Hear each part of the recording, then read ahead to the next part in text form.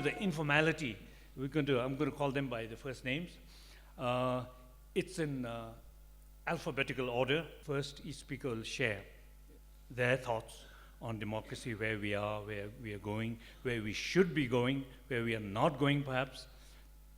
And then we'll open the floor for discussion.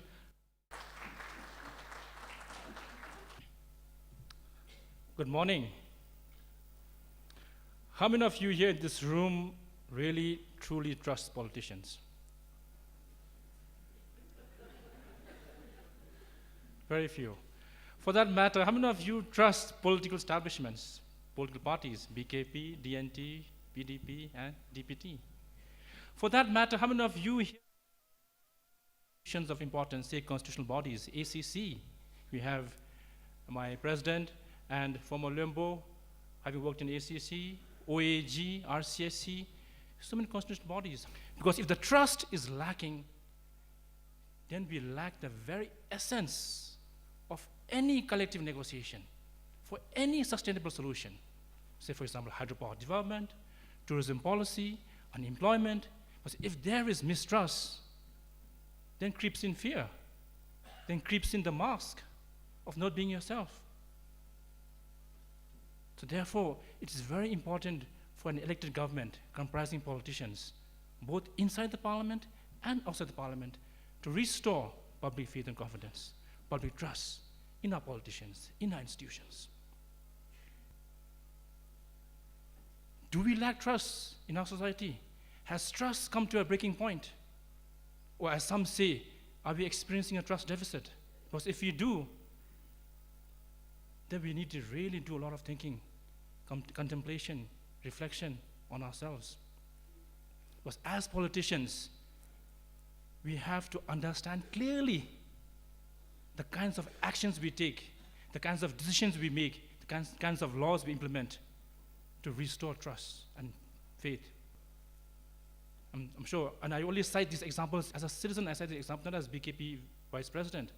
We have had headlines on 55 million Niltram being siphoned off on hospitality and entertainment expenses. And can institutions who are supposedly the custodians of public fund or limited public resources excuse themselves for lack of a guideline, for lack of rules? And we also have headlines on the 8 babies having died at a neonatal intensive care unit. Do we have accountability? I'm sure everybody is trying hard. Everybody is trying hard. They all mean well. But these instances breaks the trust. Shouldn't there be a trust between the people and the elected government? So my talk this morning is mainly focusing on trust and accountability as part of the main pillars of good governance. Maybe we have some success rate, but in the course of time, do we still maintain camps? Are there still subtle camps existing? That I am DPT, or you're PDP, I'm BKP, you're DNT. Can we afford this? Can't we set aside our political differences and coexist as Bhutanese first in a small society like ours, highly vulnerable in terms of geopolitics? Do we continue to see polarization on the rise? Is everybody happy speaking politically correct? Is populism the name of the game? Or should someone come up and say, let's do something which is right, and let's do something which is correct? So I think these are things that we need to question ourselves in the course of democracy. Now, I think this is a perfect space to be no more sensitive. We talk so much about happiness, domains, variables, pillars, so on and so forth. But I live in Depsi.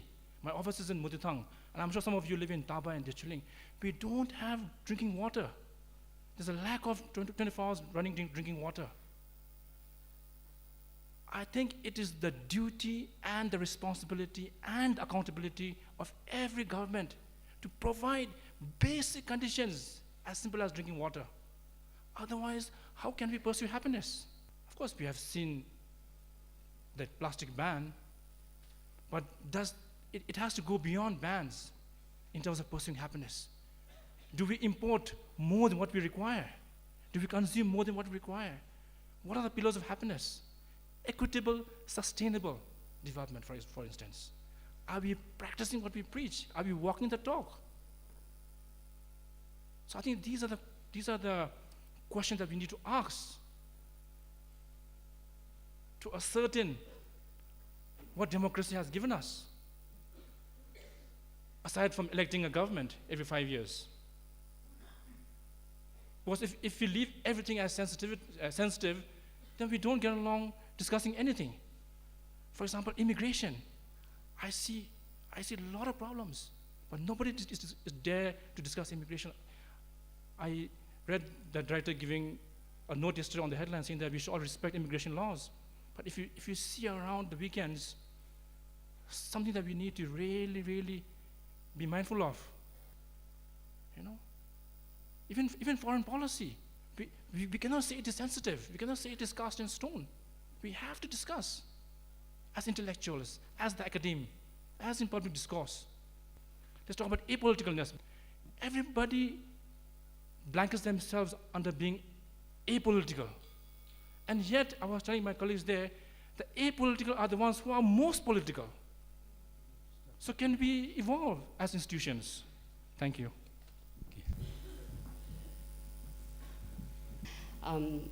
Our colleague, a very esteemed president of Bhutan Kingdom Party, really touched on this component of trust.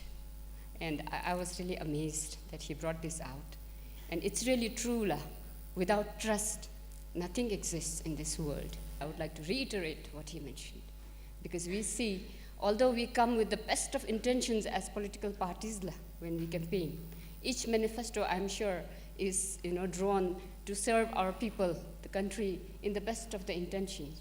But as one of the parties, take up the government cap, we see the trust deteriorating from the very voters who voted. That's the sad reality, I would say. And I would like to urge every citizen, every voter and electorate to build on that. We are into the 11th year now. Mula. So the system set up as of now in our country, bureaucracy, let's say, for example, Mula, is 6 decades old, nearly, started early 60s, whereas democracy is just 1 decade old. Maybe bureaucracy is already so established, so well established and functioning, and the system is so well in place that nobody raises their eyebrows on it. But democracy, just 1 decade old, still struggling to put so many things in place. As a member in the parliament, I would say there are still so many things to put in place. We are still building up in Nepal. We are still evolving. So it's just a matter of time. And I bet in the next 5 decades, meaning in the next 60 years or 50 years, democracy may be as respected as bureaucracy at the moment. But if we only learn to trust a little, make space for each other, then we are really heading to nothing but good governance, Shunila. What could political parties do outside the parliament? So now I'm in the parliament. I also have party affiliation. Sometimes we meet, and sometimes our general secretary, posts some directives to meet, and then some agenda that we will be discussing. And I appreciate his efforts. And I bet it's the same with other parties. And we also get advice. We get feedback from them as a third-party observer. So that's what parties outside parliament can do. Be objective observers, give constructive feedback, and not only just show the weaknesses and pinpoint and try to pull down, but rather be constructive and give positive feedback when the parties in power or even opposition in that matter can do better. Ways to enable parties to develop stronger mandates. I guess we need to have educated and informed and somebody who will be really objective. We need to have such machineries in the parties. If our party missionaries are not educated and they cannot give you, objective feedback, then I think it will just crumble. So the missionaries, the people functioning inside the party should be educated about democracy, should be educated about, maybe about politics also, how it functions, and they should be given more exposure to the functionaries of the parliament, especially during the assembly session, if they can, attend and learn or try to mix more with the elected members. Sessionila. And of course, we have the Election Commission of Bhutan to help them give, skills and capacity buildings. On the political note, I think there is nothing so-called, apolitical in our country or anywhere in that matter once you are a democratically elected, government form of governance, because politics affects everybody, each one of us. The decisions made by the parliament and the government affects everybody. So when it affects everybody, when the works we do is coming from an elected government, there's no one apolitical. Thank you. Your presence here is a manifestation of the importance that all of us attach to our democracy. And I'm immensely privileged to be able to share my thoughts on democracy, the path to good governance, with such a distinguished gathering. Both democracy and good governance are not new ideas for a country. A democratic system of governance, in fact, existed even before the formal introduction of democracy in 2008. In fact, the formal democratization in 2008 was merely a culmination of series of political reforms initiated by our visionary and enlightened monarchs. Furthermore, good governance as one of the four pillars of our gross national happiness has always been the cornerstone of a development policy. Democracy and good governance are mutually reinforcing. Good governance is one of the preconditions of realization of democracy and GNH. Our topmost priority is to achieve GNH, and democracy is a means to that end. In this context, the role of good governance is even more fundamental. In Bhutan, democratic participation quite often ends with election process, while in fact, election is merely one of the spokes in the wheel of democracy. To institute a strong culture of good governance, we need a much greater level of participation of the people beyond elections in public policy and national decision-making. For in the end, this is what self-governance means. While Bhutan has witnessed much remarkable progress, both in terms of democratic processes and good governance over the last few decades, the political transition since 2008 has exposed our nation to some unhealthy trends. These challenges, largely related to flaws of democracy, include political cynicism for politicians and politics, voter apathy, political alienation, the political immaturity, decreasing involvement of people in social and political participation, lack of effective political participation of women in politics, and declining confidence in elected leaders and government.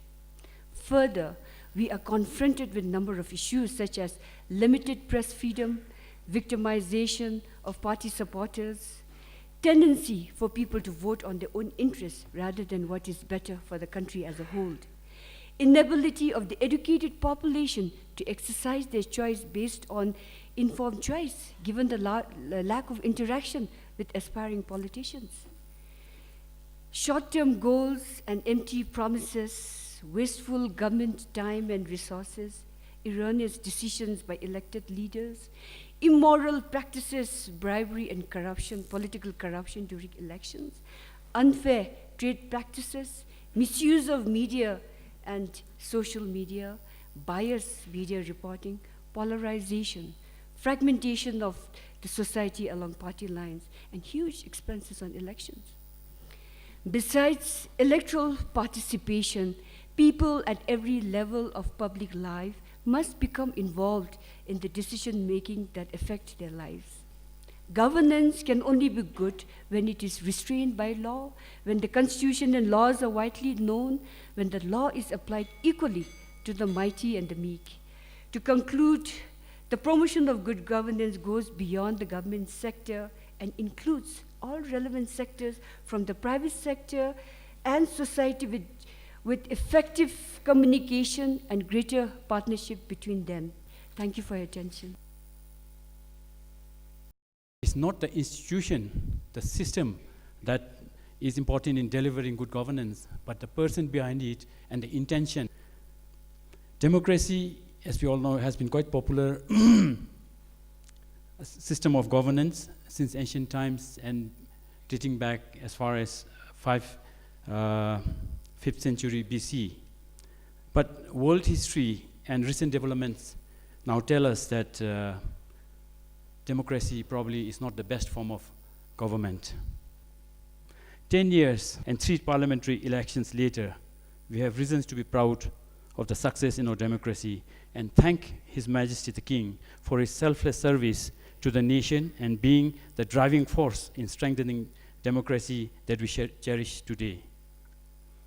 In the golden words of His Majesty the King, the security, tranquility, and happiness of the Bhutanese people has been achieved through hard work, sacrifices of our forefathers, and the selfless leadership of successive kings since Gongsa Ugen Wangchu, the first king of Bhutan, who have shown that there is no other duty for a king than to serve the people. Democracy, as I see it now, has been strongly rooted. People have faith and trust in democracy. The voter turnout in the recent 3rd parliamentary elections has shown to be 71.4%. The economist intelligence of UNIT has upgraded the democracy index ranking from 94 5 notches up from 99, which was reported last year by the foreign minister. However, like all good things, democracy has come at a cost. I do not want to sound too bleak, but if we have to do our part in fulfilling the visions and aspirations of His Majesty the King, in strengthening democracy, we need to know and share what plagues our democracy. It is not too late and something that is doable if we as citizens, if we as political parties put our hearts together. So what are the challenges? Traditionally, we Bhutanese are very close-knit society. We love our families. We respect our elders. We respect our parents. We respect our fellow citizens. But in the name of democracy, this may have been diminishing, and we may have been fracturing the social fabric, which is one of the pillars of GNH, gross national happiness, the consequences of which, in the long run, could be devastating to the unity and stability of the nation. With democracy, there has also been very unrestrictive media voices, especially in the social media under false names, a lot of character assassinations, defamations going around. I think this is not Bhutanese. Some of the writings in the social media I find are very pertinent, very true, and very productive, but yet people feel the need to hide behind a false name and speak this. I think as a Bhutanese, if you love your country, I think it is desirable that we come in front, as Dr. Nathan said last year, remove your mask and then have your say. There are a lot of hate speeches. There's misuse of mass interest to score a political point. There's demands of electorate, which is not scientifically proven or economically viable, yet politicians tend to make these pledges. Most of all, I think today, if you look at the citizenry, the loyalty is aligned to your party, I think. And that, as Sonam Tokbe mentioned, do people still maintain camps? I think yes. And this would be detrimental to our nation, to our security, to our sovereignty. What we would need to do, my request for the other political parties, is that we put our heads together and that we do not have our alignment and loyalty to any party. I think once the election is over, I think let us have our loyalty aligned to one nation, one people, under the wise and visionary, benevolent king. Thank you very much.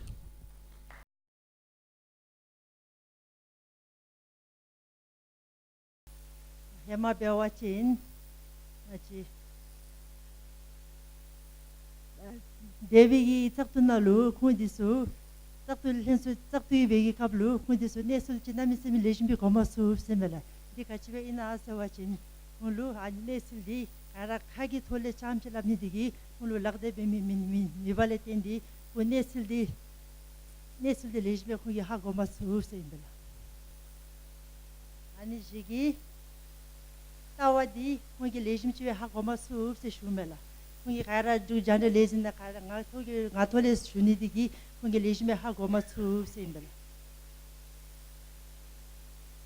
Me, Namchu Gomi, Hakomi to speak Harayagi, when you do journalism, Shumidi, Harakungilation, Hakwe, similar, Namchu Komi, Halaf Sumidis.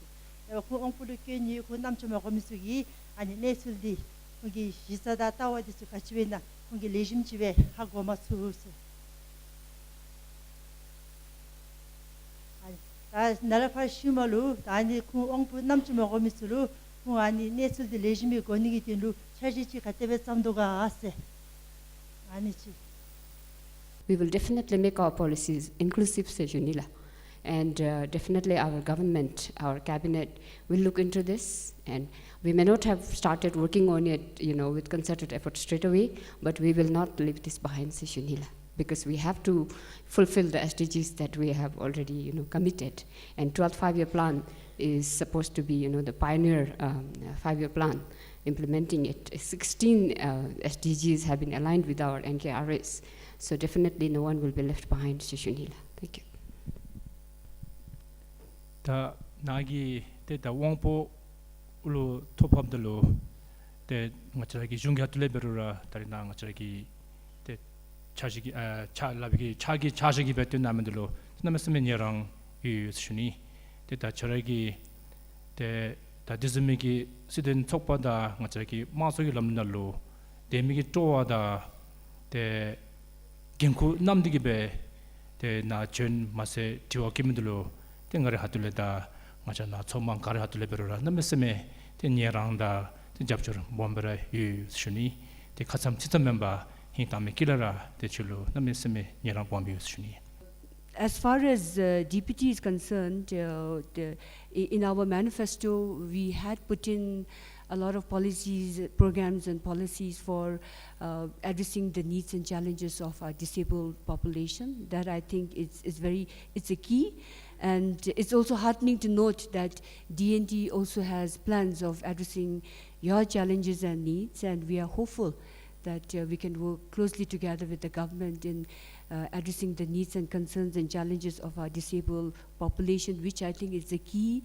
And I would also encourage you, people like yourself, to be an effective voice for the disabled population, and do interact with the leaders, do interact with the government, and make your voices and concerns known. And I'm sure if it is known, I'm sure government would be very responsive to your needs and challenges. Thank you.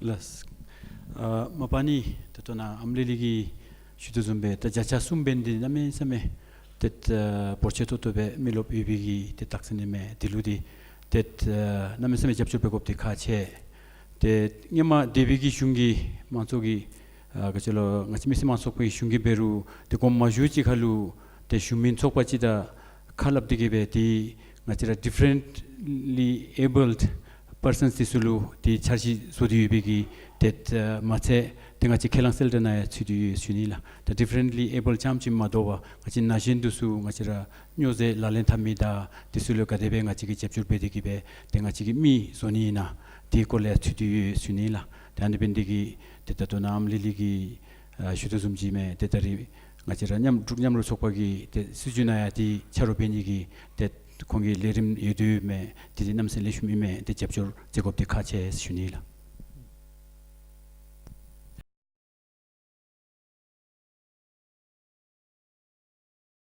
We cannot embrace politics as a last resort. Oh, I'm going to superannuate in 2 years' time. I will jump in. I will join your party once I retire. You cannot take a shot in politics. It is proven it is self-serving. You have to make a sacrifice. I know, I understand. It has incredible risk. It's my 11th year in politics. Gain nothing. But that's fine, because I have a cause. We all have a cause and we have a belief. So therefore we have to engage in politics with strong beliefs, deep values, and with an inflamed passion. Let's, going back to the theme, democracy, path to good governance. In the closing, what I would like to say is, I think as much as the parties and the members and candidates, should really work hard to making efforts towards good governance, voters and electorate should also come together. I mean to say is voter education and giving them good access to all the awareness of how a responsible voter should be, and not expect the elected members only to run their personal errands or do personal favors, but rather expect the elected member to do good to the country as a whole. No, thank you.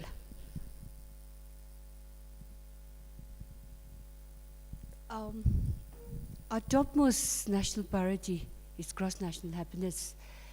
And the fact that it has attracted a lot of international attention, I think there is even a lot pressure, more pressure on us to make GNH work in our country.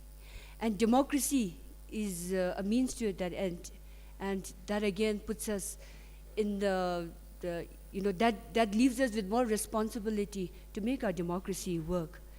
And I think, as I shared earlier, while we are very much on track, there are some flaws associated with democracy, some mistakes we are making along the way. And I think what could really strengthen our democracy is probably having more dialogues, public forum, together identifying challenges, addressing some of the flaws, some of our mistakes, and targeting a model democracy. I'd just like to reiterate that democracy and politics will go together, and politics is basically about human behavior.